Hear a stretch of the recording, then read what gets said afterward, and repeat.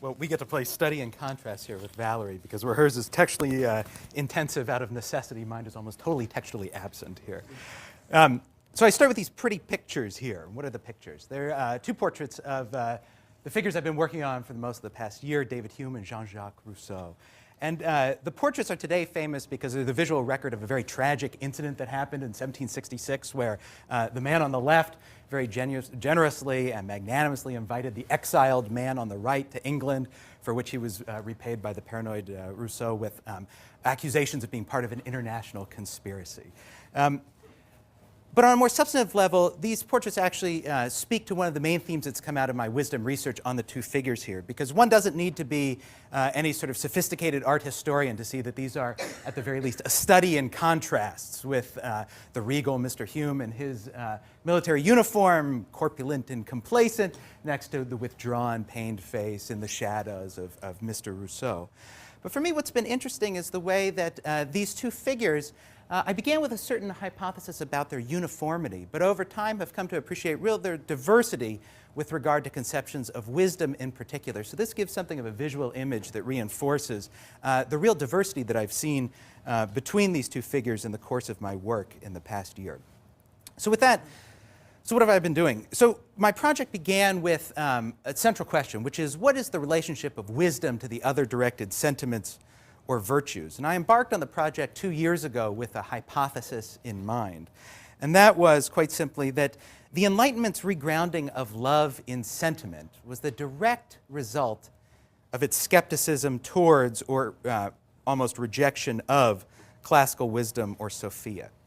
Now, with 2 years of research under my belt, I largely will stand by that, though with the caveat that I think there's more diversity than I originally appreciated, and especially working on these two figures in particular, led me to see that rather than sticking by simply that one thesis, there's really three different perspectives that I'd want to emphasize within Enlightenment thought with regard to wisdom. To lay those out sort of most bluntly and quickly as possible, there's three that I'd like to put on the table. So with regard to wisdom in the Enlightenment, one could look at it from three perspectives: persistence, displacement, or creation.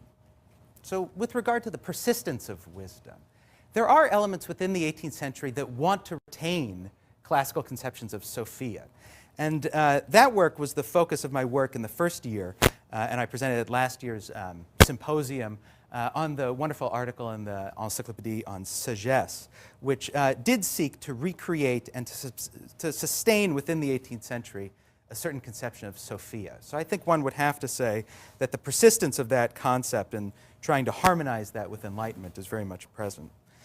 On the other hand, there are other models that work further. So one is this, and this is my work on Hume in particular, and this speaks to that second of the themes, the idea of displacement of wisdom.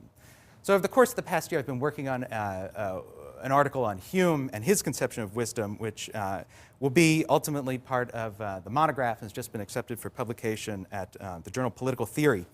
And in that article, my principal interest is to look at Hume's conception of skepticism, and particularly the way he reads wisdom out of his tradition, and the implications that has for his attempt to save other directed sentiments. And what I'm particularly interested in is his defense of the sentiment of humanity.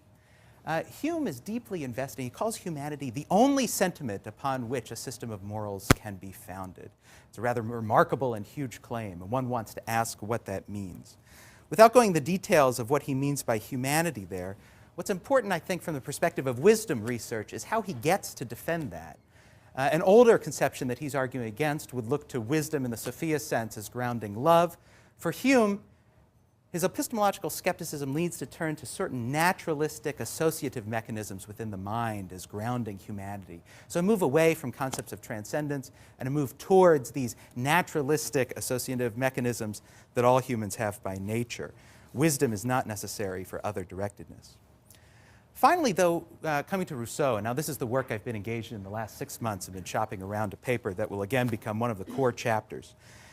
And my work on Rousseau has also come out of the seminar that I've taught. For the full year, I taught a course on love and wisdom, ancient conceptions and then modern conceptions. And the modern course of the last semester looked principally at Rousseau's Emile.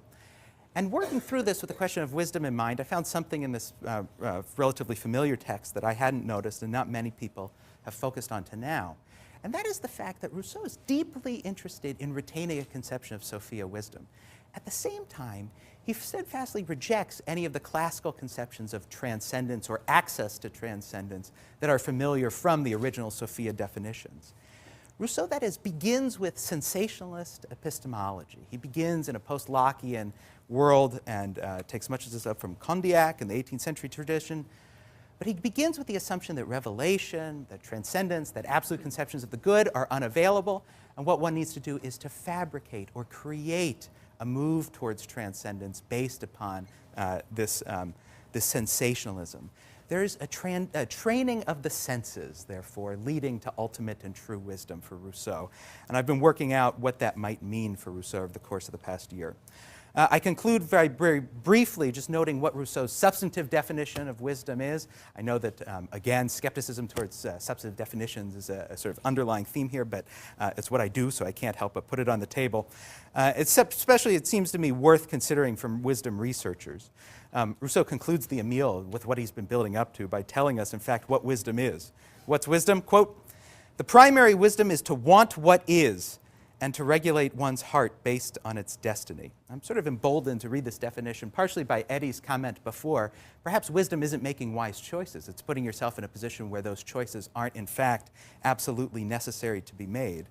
And secondly, and more importantly, it turns out that Rousseau's definition of freedom is exactly the same as his definition of wisdom. And it seems to me quite striking and worth noting, and perhaps worthy of further consideration, at the risk of muddying the waters at this late stage in our own collective investigation of asking what the relationship of wisdom, not just to human flourishing, but in fact to political freedom may in fact be. So with that, thanks.